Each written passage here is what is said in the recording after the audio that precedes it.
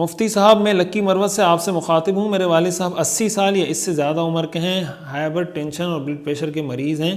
Hyper tension جس کی وجہ سے کچھ عرصہ پہلے فالج کا بھی اٹیک ہوا, اس سے اس قدر صحت یاب ہوئے کہ اب لاٹھی کی سپورٹ سے چلتے پھرتے ہیں. سوال یہ کہ والد صاحب رمضان کے روزے کے لیے بےحد پریشان ہیں.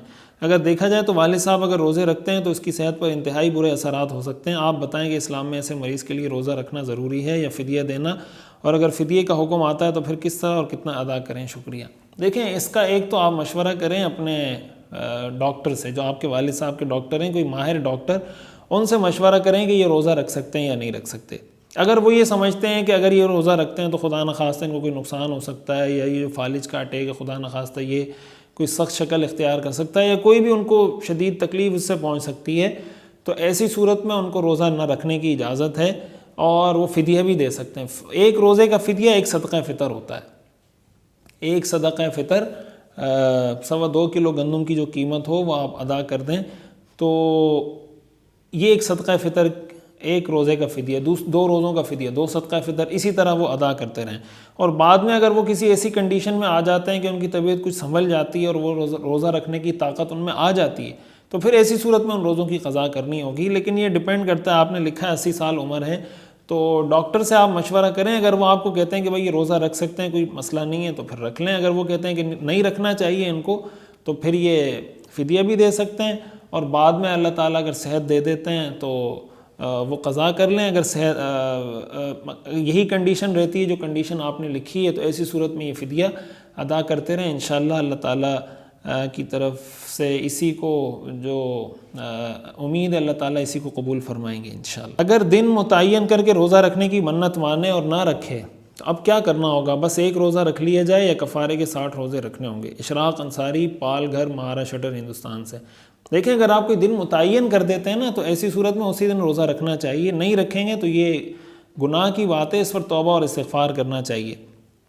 لیکن اس کا کوئی کفارہ یہی ہے کہ توبہ اور استغفار کریں اور کسی اور دن نظر کا یہ روزہ رکھ لیں. اس کا کوئی الگ سے کفارہ نہیں ہے کہ 60 روزے رکھیں گے یا کچھ, لیکن اس پر توبہ اور استغفار کریں اور آئندہ اس طرح کے کسی کام سے بچنے کی کوشش کریں.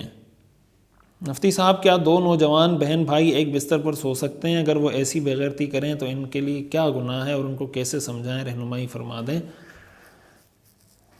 یہ صاحب نے پوچھا, دیکھیں حدیث شریف میں تو فرمایا گیا ہے کہ مروا اولادکم بالصلاۃ وہم ابناء 7 واضربوہم علیہا وہم ابناء 10 وفرقوا بینہم فی المضاجع, کہ جب بچے 7 سال کے ہوں نماز کا حکم ہو, 10 سال کے ہو جائیں نماز نہ پڑھیں تو مارو اور ان کے بستر الگ الگ کر دو.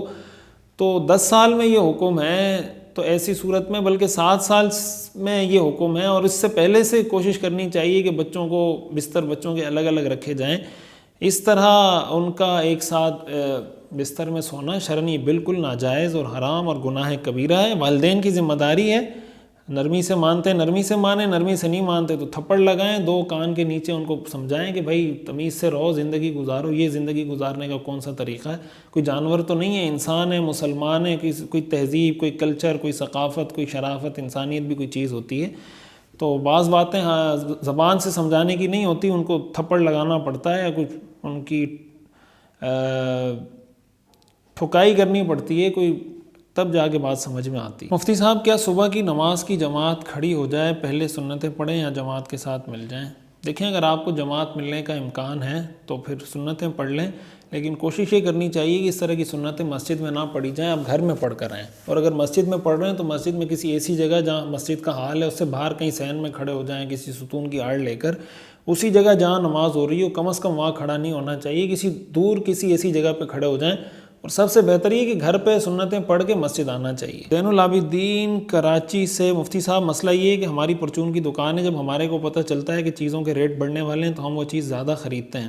جب چیز کا ریٹ بڑھ جاتا ہے تو ہم نئے ریٹ پر بیچنا شروع کر دیتے ہیں. بیچنا کیسا ہے؟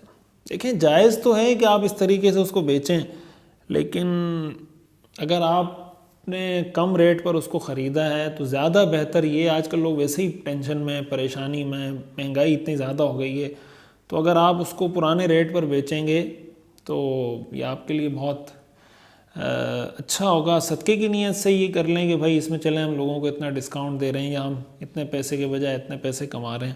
بہرحال بیچنا جائز ہے آپ کے لیے۔ علی اصغر لاہور سے، مفتی صاحب میرا سوال ہے کہ جب عورت پیٹ سے ہوتی ہے اور ڈاکٹر سے الٹرا ساؤنڈ کروا کے یہ معلوم کرتے ہیں کہ پیٹ میں یہ بچہ لڑکا ہے یا لڑکی، کیا یہ معلوم کروانا جائز ہے؟